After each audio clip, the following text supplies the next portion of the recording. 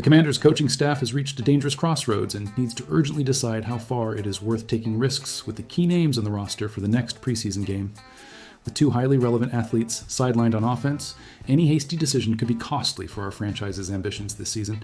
This uncertainty directly affects the presence of our number one quarterback, who still has no guarantee of taking the field against a high-level physical opponent. While the front office calculates the risks of the game, the competition at the running back position is heated up. A reliable veteran saw his spot slip away after an injury, opening the door for an electrifying competition between two rookies who are ready to take on the responsibility. Stay tuned until the end to understand the impact of these two significant absences, the decision regarding our quarterback, and who the young players are that are surprising in the offense.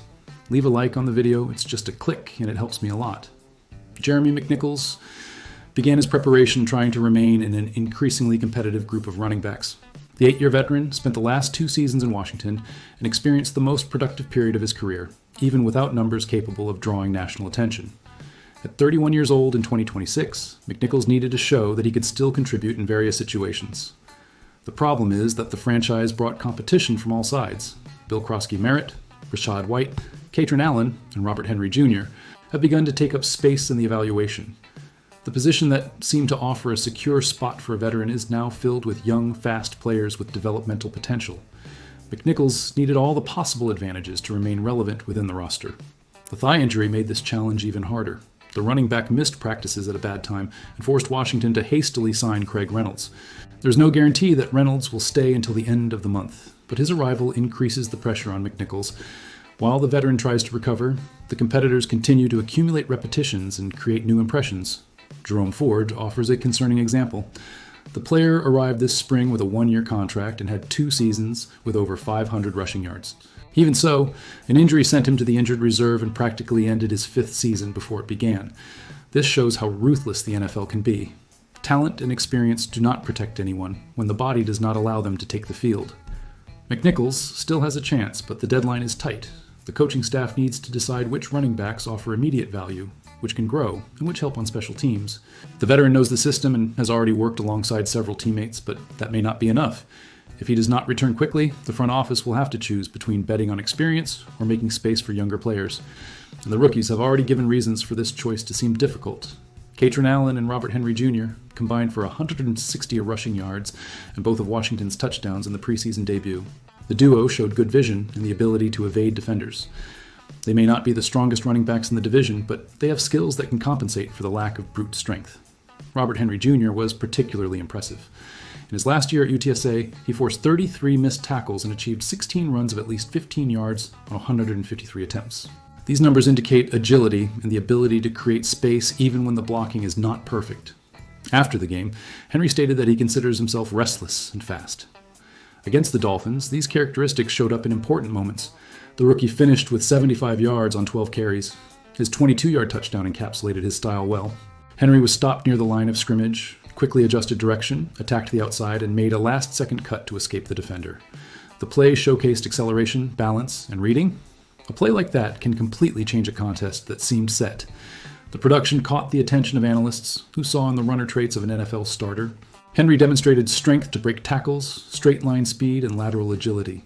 It's still early to make a definitive statement, but the player doesn't seem just a bet to round out the roster. If he continues to perform at this level, he could complicate the decision on who will get opportunities during the regular season. Katrin Allen presents a different profile. The runner was the biggest producer in Penn State history and arrived in Washington as a 6th-round pick. In his debut, he managed 85 yards on 23 attempts.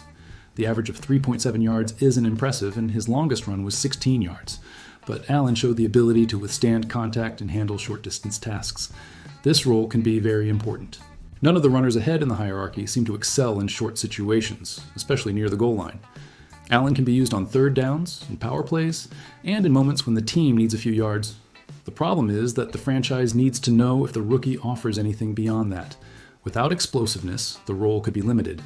Allen needs to improve his reading right at the line of scrimmage.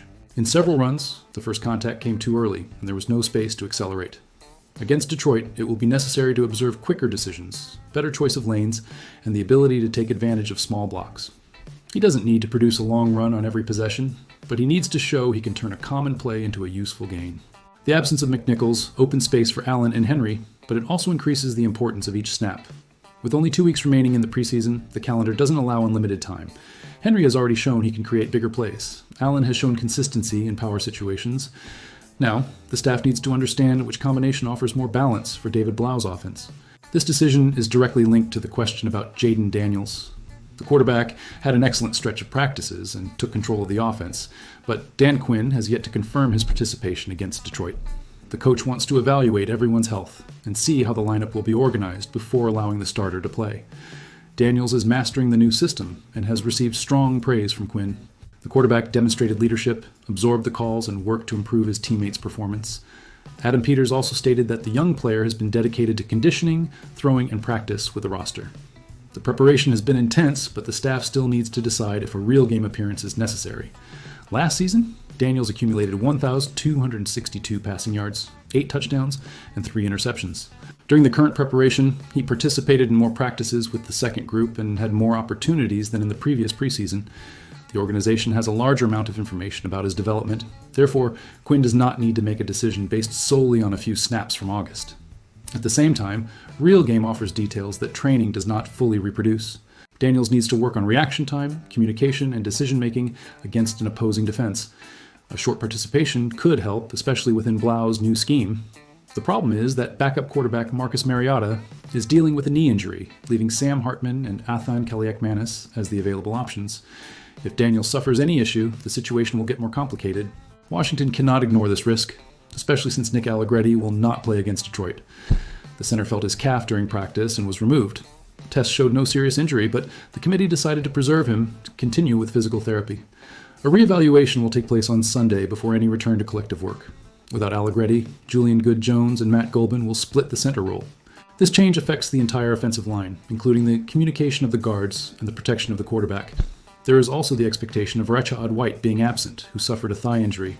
The good news is that the issue does not seem serious, but the running back will be out of the game. Daniels would have less support from the starters. This scenario makes the decision more delicate. Quinn may put Daniels on the field to gain rhythm, but behind a modified line and without some important pieces. Prudence seems necessary, but preserving the quarterback also means losing an opportunity to test the new offense in a real situation. The response will depend on the quality of the reserves training and the confidence the committee has in the protection. The fact that Quinn keeps the decision open reveals that there is no automatic answer. The coach wants to use some of the starters, but needs to evaluate whether the benefit outweighs the risk. Daniels had an excellent training camp, and that may be enough for the committee to trust in the development already observed. On the other hand, some snaps against Detroit could confirm whether the training evolution shows up when the defense tries to prevent each pass. McNichols' situation also influences this choice. Without the veteran and with White out, Katrin Allen and Henry may receive more opportunities. If Daniels plays, the offense will be able to test the communication with less experienced runners. If he does not play, the rookies will have to perform with the reserves and still prove they can sustain a drive. In any scenario, the game will be important for the group. For Allen, the challenge is to turn strength into more efficient production. For Henry, it is to confirm that the touchdown against Miami was not just an isolated play. For McNichols, it is to return before the hierarchy moves away. And for Daniels, it is to show that he masters the system without putting his health at risk. The decisions are interconnected because each absence alters the opportunities of the others. The committee also needs to observe the line of scrimmage.